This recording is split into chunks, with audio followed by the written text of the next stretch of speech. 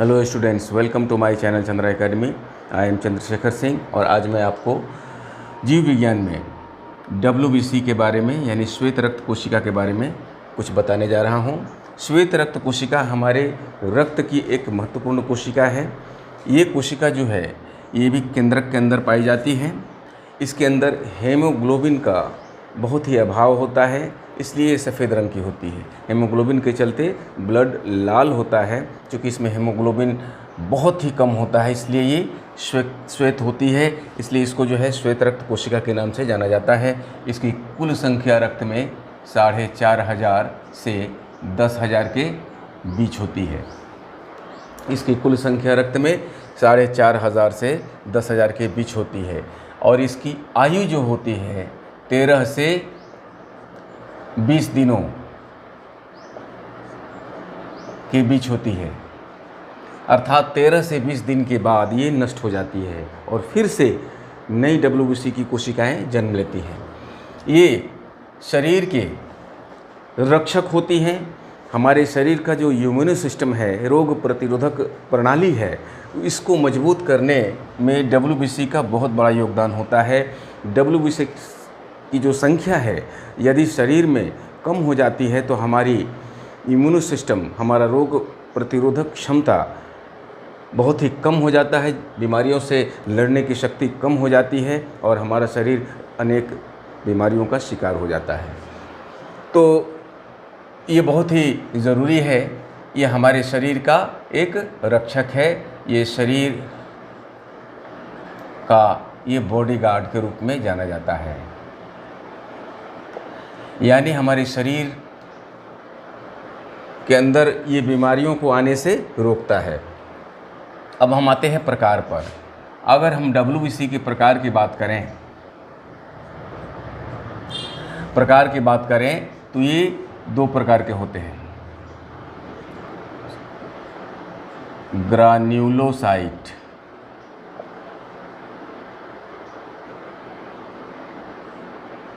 Granulocytes और दूसरा होता है अग्रैन्युलोसाइट्स।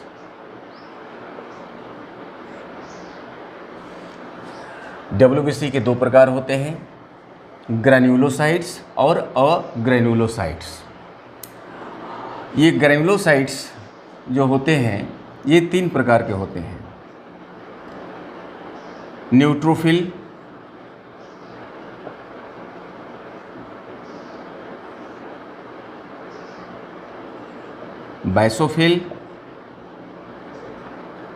बेसोफिल और नंबर 3 एसिनोफिल।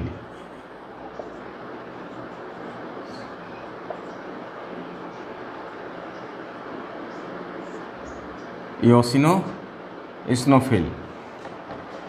WBC के 2 प्रकार होते हैं, ग्रैन्युलोसाइट्स, अग्रैन्युलोसाइट्स। ग्रैन्युलोसाइट्स 3 प्रकार के होते हैं, न्यूट्रोफिल, बेसोफिल और एसिनोफिल। अब आते हैं अग्रैन्युलोसाइट्स पर। अग्रैन्युलोसाइट्स 2 प्रकार के होते हैं, लिम्फोसाइट्स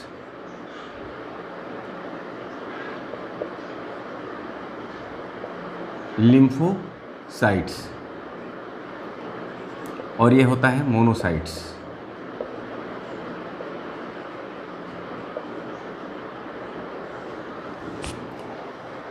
अग्रैन्युलोसाइट्स 2 प्रकार के होते हैं, लिम्फोसाइट्स और मोनोसाइट्स। ये मोनोसाइट्स के भी 2 प्रकार होते हैं। इसके 2 प्रकार क्या होते हैं, बी लिम्फोसाइट्स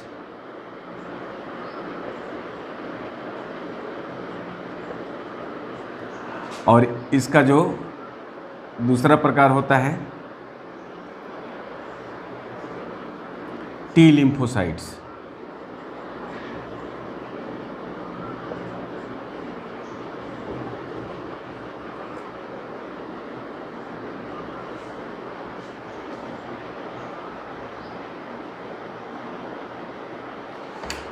तो मोनोसाइट्स 2 प्रकार के होते हैं, बी लिम्फोसाइट्स और टी लिम्फोसाइट्स।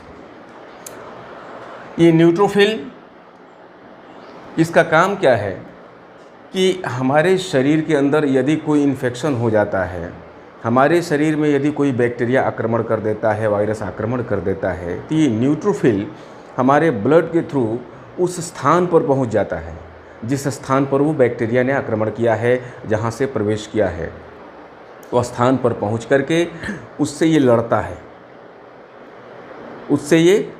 है, उसको अंदर आने से रोकता है। तो ये हमारे शरीर के लिए न्यूट्रोफिल बहुत ही ज़रूरी है। और सबसे ज़्यादा अगर कोई WBC हमारे बॉडी में होता है तो वो है न्यूट्रोफिल। यही हमारे शरीर की रक्षा प्रणाली, रक्षा तंत्र को मजबूत रखता है। और बेसोफिल ये भी जो है हमारे शरीर की रक्षा प्रणाली को मजबूत करने में ही मदद करता है। एसिनोफिल, इसका भी काम वही है कि शरीर के अंदर बैक्टीरिया, वायरस, इन सब के आक्रमण को ये रोकता है। लेकिन न्यूट्रोफिल जो है उस स्थान तक जा कर के उनका मुकाबला करता है, उनको अंदर आने से रोकता है। और ये जो होते हैं अपनी जगह से ही उनको रोकने का प्रयास करते हैं, जो इनका स्थान है वहाँ से वो अंदर आने नहीं देते हैं। तो एसिनोफिल जो होता है, ये जो है हमारे शरीर के अंदर जितना वायरल इन्फेक्शन होता है, सर्दी जुकाम, इन सब पर इसका जो है बहुत ज़्यादा इफ़ेक्ट होता है, इन सब को ये होने नहीं देता है। यही जब एसिनोफिल बॉडी के अंदर जो होता है, कभी कभी क्या होता है कि इसकी संख्या कम हो जाती है, कभी कभी इसकी संख्या ज़्यादा हो जाती है। तो एसिनोफिल की संख्या जब ज़्यादा हो जाती है हमारे शरीर में, हमारे खून में, तो कोई भी जब सर्दी जुकाम होता है तो जल्दी ठीक नहीं होता है। इनकी एक निश्चित संख्या होनी चाहिए। WBC तो हमारे शरीर का रक्षक है, तो इसका मतलब ये नहीं कि WBC की मात्रा यदि शरीर में अधिक हो जाए तो अच्छा है। नहीं, अधिक होने के बाद भी बहुत सारी बीमारियां हो जाती हैं, हमारा शरीर अस्वस्थ हो जाता है।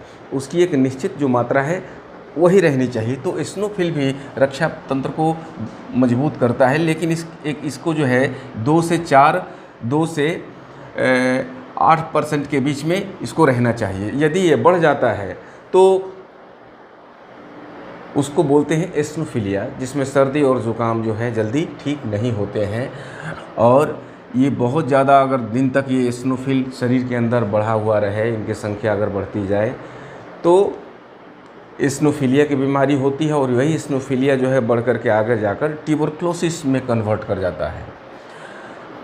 अब हम आते हैं लिम्फोसाइट्स। तो लिम्फोसाइट जो होता है शरीर के अंदर चोट, ज़ख्म, ये जितनी चीज़ें हैं इन सबको रिकवर करता है, इन सबको ठीक करता है। मोनोसाइट्स भी हमारे ये रक्षा तंत्र को मजबूत करता है, क्योंकि सारे के सारे ये WBC ही है, WBC के ही भाग हैं। तो मोनोसाइट्स भी हमारे शरीर के रक्षा तंत्र को मजबूत करता है, वायरस और बैक्टीरिया से हमारे शरीर को बचाता है। ये 2 प्रकार के होते हैं बी लिम्फोसाइट्स। बी जो बोन मैरो में पाया जाता है, ये कहाँ पाया जाता है? इसका निर्माण बोन मैरो में होता है। बोन मैरो यानी अस्थि मज्जा, अस्थि मज्जा में होता है। और ये जो होते हैं टी लिम्फोसाइट्स, ये थाइमस ग्लैंड में बनते हैं। ये थाइमस ग्रंथि में बनते हैं। बी यानी बोन मैरोसाइट्स, बोन मैरो में इसका निर्माण होता है, इसलिए बी लिम्फोसाइट्स। और टी लिम्फोसाइट चूँकि ये थाइमस ग्रंथि में बनते हैं, इसलिए इसका नाम टी लिम्फोसाइट्स है। ये दोनों जो है हमारे शरीर के लिए बहुत ही आवश्यक होते हैं। शरीर की रक्षा प्रणाली को मजबूत करने के लिए, इम्यूनो सिस्टम को मजबूत करने के लिए ये बहुत ही अनिवार्य होते हैं, बहुत ही ये ज़रूरी होते हैं। अब आते हैं कि इनका अनुपात जो WBC है, इनका अनुपात हमारे रक्त में 1:500 का होता है। 1:500 का, यानी ये अगर हम माने WBC और RBC का अनुपात, तो एक WBC पर जो है 500 RBC होते हैं, तो RBC की संख्या ज़्यादा होती है, WBC की संख्या कम होती है। तो 1:500 यानी WBC और RBC का अनुपात 1:500 होता है।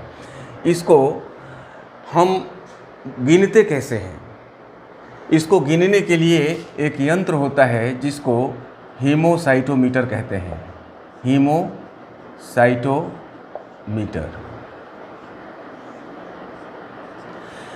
इसकी गणना करने वाला जो यंत्र है, WBC की गणना करने वाला जो यंत्र है वो है हीमोसाइटोमीटर।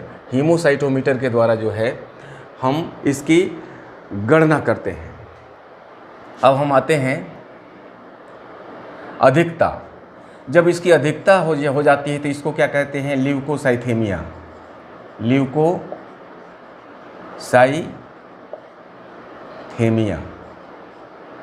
ध्यान देने वाली बात है। कभी कभी हमारे शरीर में WBC ज़्यादा बढ़ जाते हैं। हर चीज़ की कभी कमी तो कभी अधिकता हो जाती है।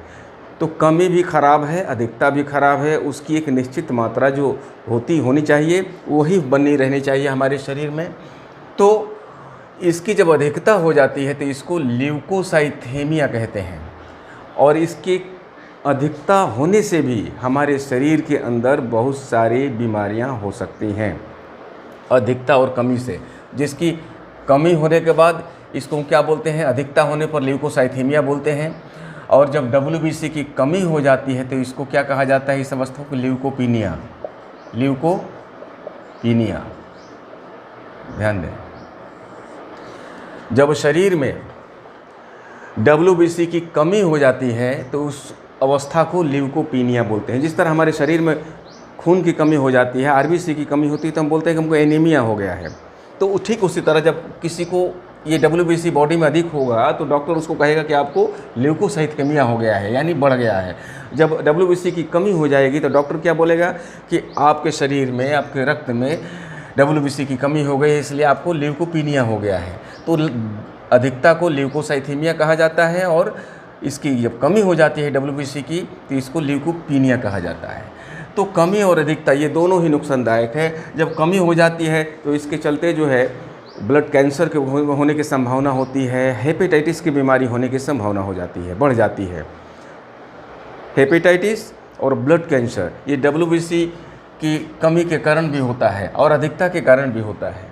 ये दोनों का जो इफ़ेक्ट है हमारे लिए, हमारे शरीर के लिए ख़राब होता है। इसलिए इसकी एक निश्चित मात्रा जो होती है 4500 से 10,000 या कभी कभी 11,000 तक भी होती है, उतने के बीच में होनी चाहिए। इसका जो आकार होता है WBC का, निश्चित आकार नहीं होता है। निश्चित आकार नहीं होता है। कहने का मतलब है जो सफ़ेद रक्त कणिकाएं हैं, जो कोशिकाएं हैं, इसका कोई निश्चित आकार नहीं होता है। यह गोलाकार भी हो सकती है, लंबाकार भी हो सकती है, चतुर्भुजाकार भी हो सकती है, अर्थात इसका कोई निश्चित आकार नहीं होता है। तो कुल मिलाकर के हम लोगों ने यही जाना कि WBC की संख्या 4,500 से 10,000 के बीच होनी चाहिए। आयु 13 से 20 दिनों के बीच होती है। इसके बाद ये फिर नए बनने शुरू हो जाते हैं। ये शरीर का जो है बॉडीगार्ड होता है, रक्षक होता है। ये 2 प्रकार के होते हैं WBC, ग्रेनुलोसाइट्स और ग्रेनुलोसाइट्स। ग्रेनुलोसाइट्स के 3 प्रकार होते हैं, न्यूट्रोफिल, बेसोफिल, स्नोफिल। और ग्रेनुलोसाइट्स के 2 प्रकार होते हैं, लिम्फोसाइट्स, मोनोसाइट्स। और मोनोसाइट्स के भी 2 प्रकार होते हैं, बी लिम्फोसाइट्स, टी लिम्फोसाइट्स।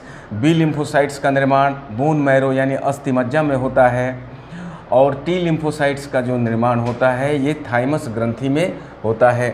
तो कुल मिलाकर के WBC का जो कार्य है हमारे शरीर की रक्षा प्रणाली को मजबूत करना है, इम्यून सिस्टम को मजबूत करना है और हमारे शरीर को बीमारियों से बचाना है। तो आज का ये जो टॉपिक है WBC यहीं समाप्त होता है। यदि आपको मेरी ये वीडियो पसंद आई हो तो आप इसे लाइक करें, शेयर करें और सब्सक्राइब करें। Thank you.